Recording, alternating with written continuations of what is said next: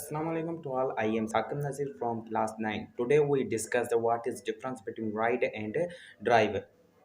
सबसे पहले दोनों की मीनिंग है, राइड की भी और ड्राइव की भी मीनिंग है चलाना।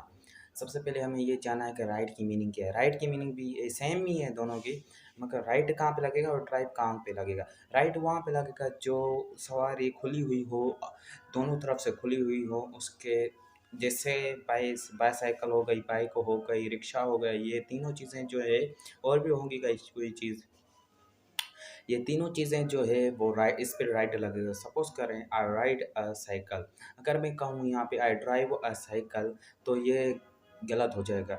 यहाँ पे लगेगा आई राइड अ साइकिल, क्योंकि ये जो तीन चीज़ें मैंने बताई आपको, यहाँ पे लगेगा राइड, क्योंकि ये खुली हुई सवारियाँ हैं। अंडरस्टैंड। अब आ जाते हैं ड्राइव पे। ड्राइव वो चीज़ें हैं जो बंद सवारियाँ हो, जैसे बाइक, सॉरी, जैसे कार हो गई, बस हो गई, ट्रेन हो गई, वैगन हो गई, इन पे लगेगा ड्राइव लगेगा। सपोज करें मैं कहूँ आई राइड अ कार तो ये गलत हो जाएगा।